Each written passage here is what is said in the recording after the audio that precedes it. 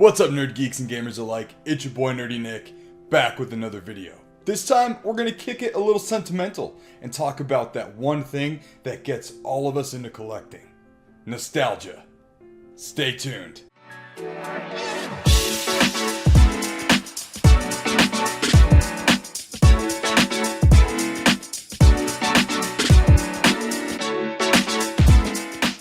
Alright guys, so the main topic of discussion today is nostalgia and how exactly that plays into video games and collecting. But first, let's go ahead and go over that definition that we saw at the beginning of the video.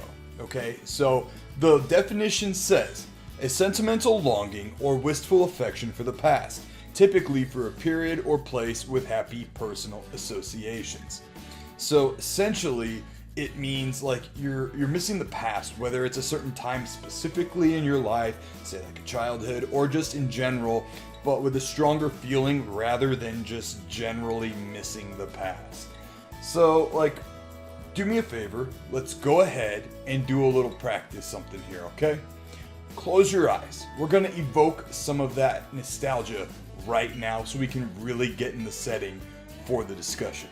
So everyone, close your eyes. Screen's going black. Wapa! Alright, here we go. Picture a sunny day in the middle of July. It's summer break in 2000.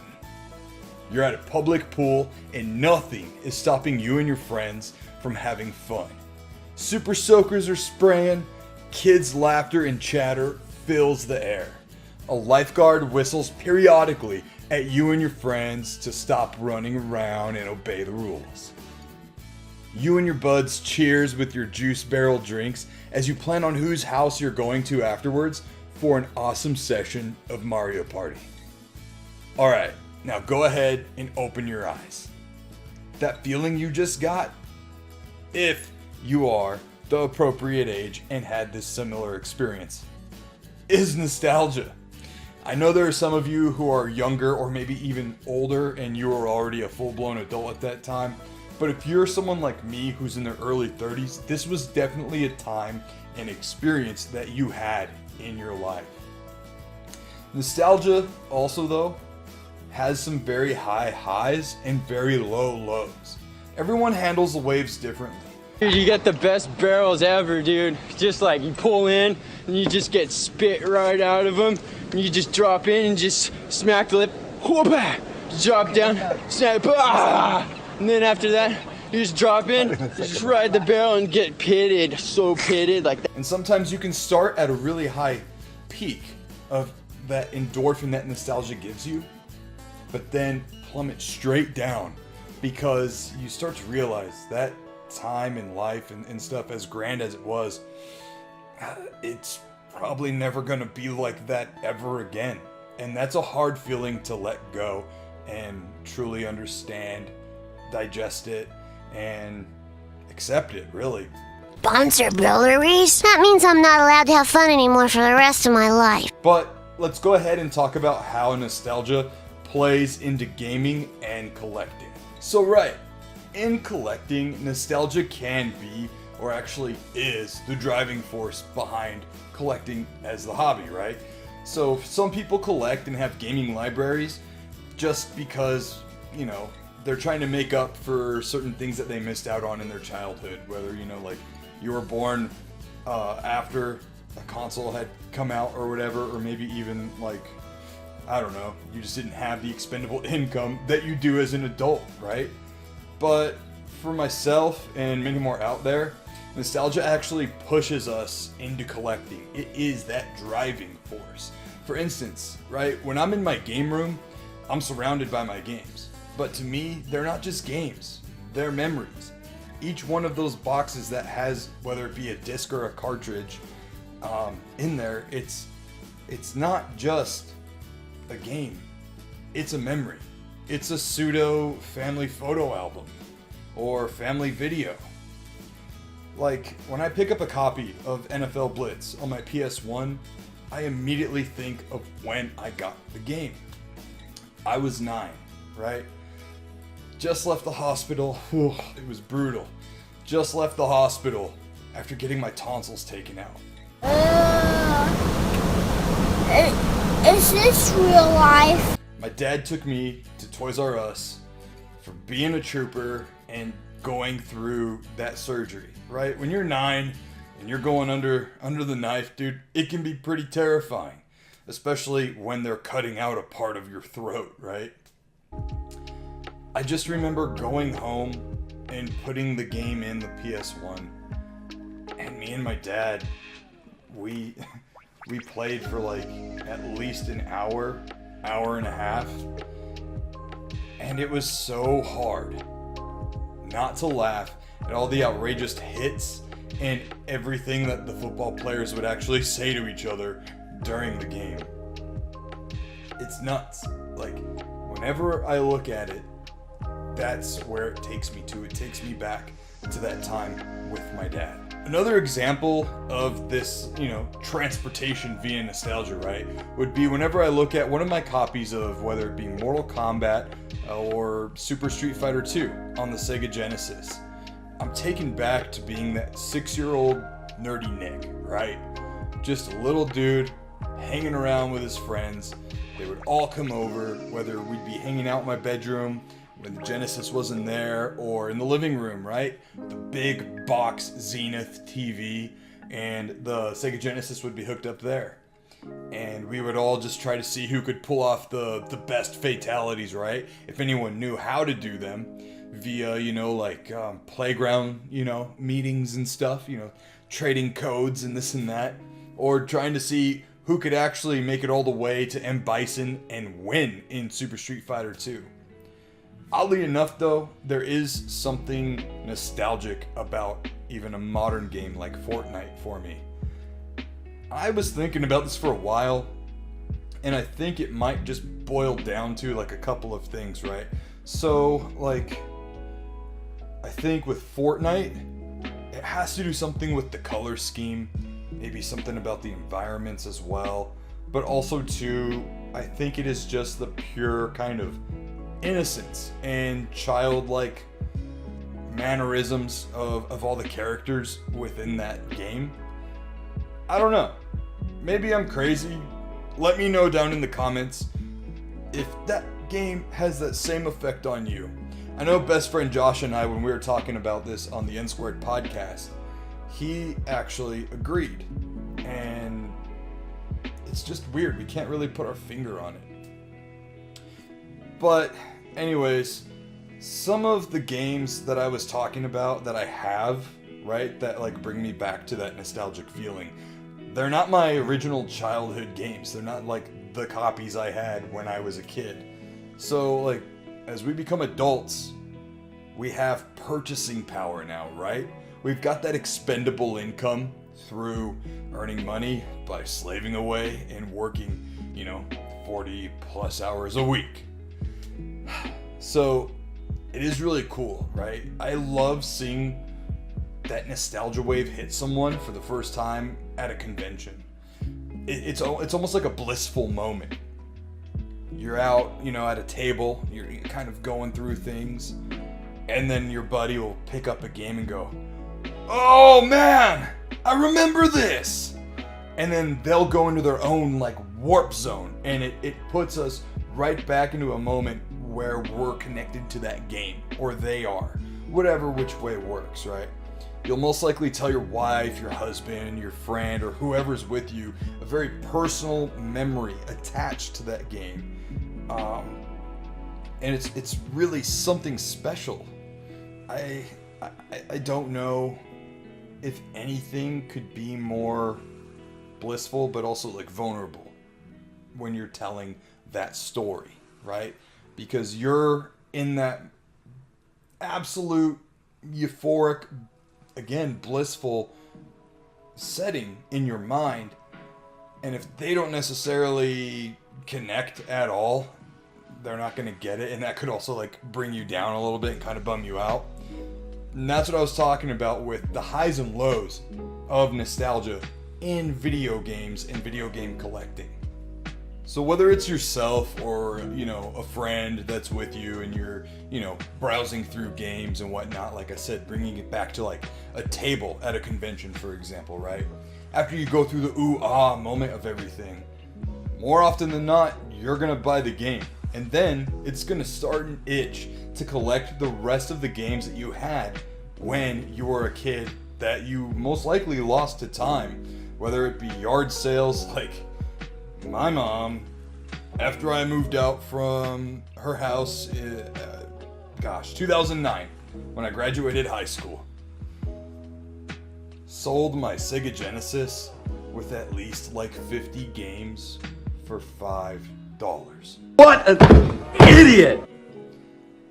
One of them was Rocket Knight Adventures, but I'm not here to make complaints at the time.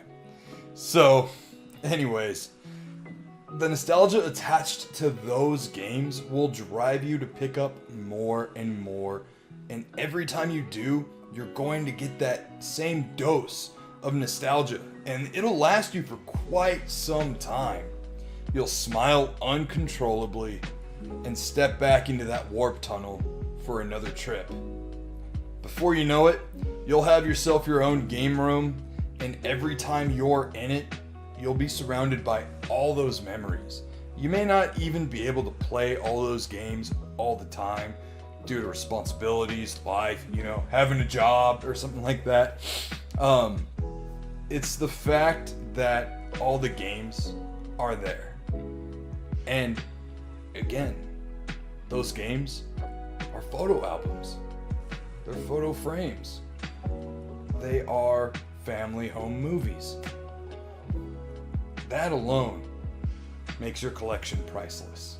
Another added thing nostalgia can do is drive you to invite your friends over to play games, just like you did when you were younger. Something the world has really gotten away from in recent years due to the pandemic in 2020, is getting together.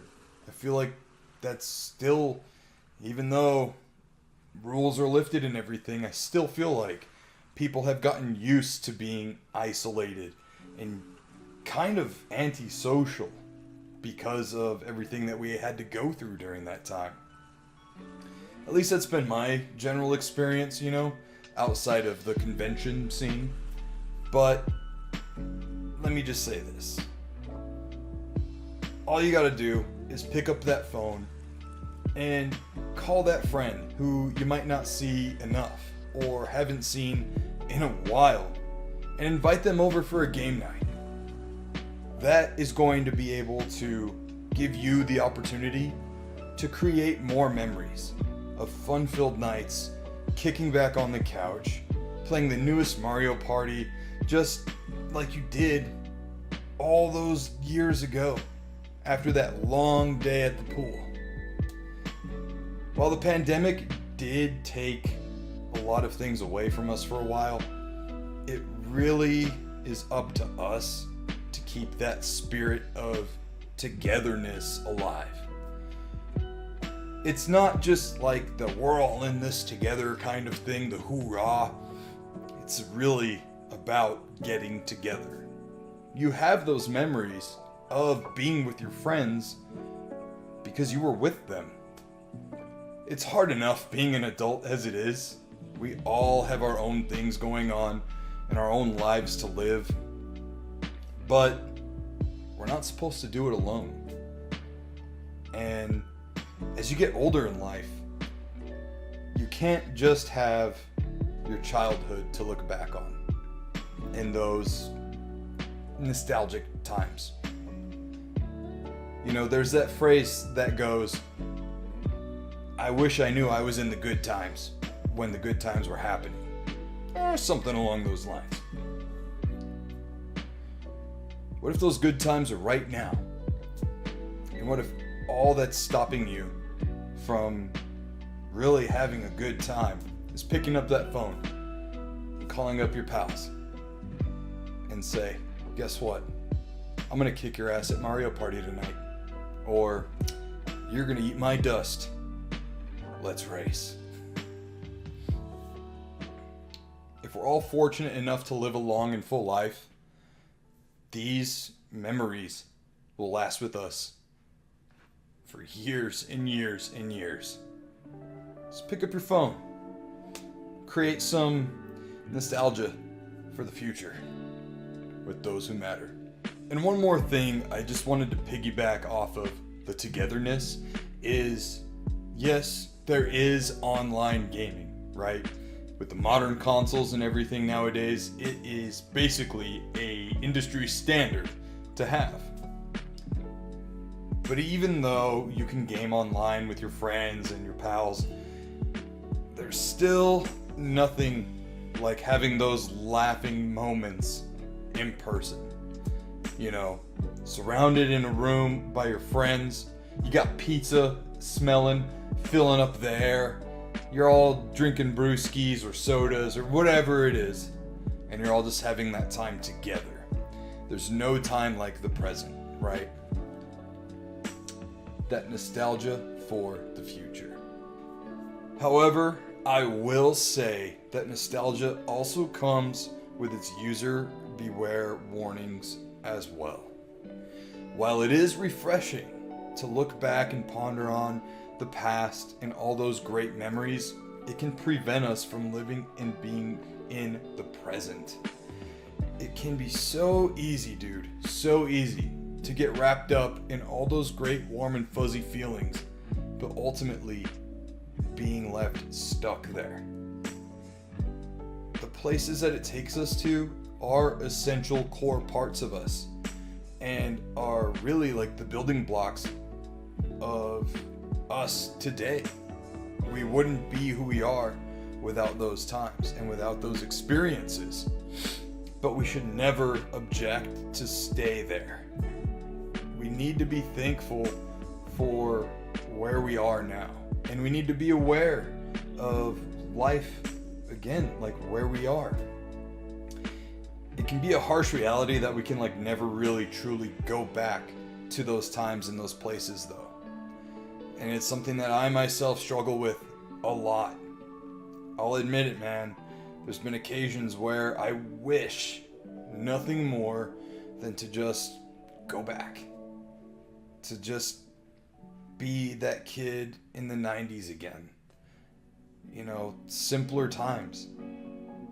I lived before the internet, and I saw it launch. I had Saturday morning cartoons. I had after school, programming like Toonami, which was totally rad and brand new. I was a part of that breed that rode bikes until the sun came down, when your parents would call you in. And they had no idea where you were, but they trusted you, that you were within distance to hear that call. No adult supervision necessary.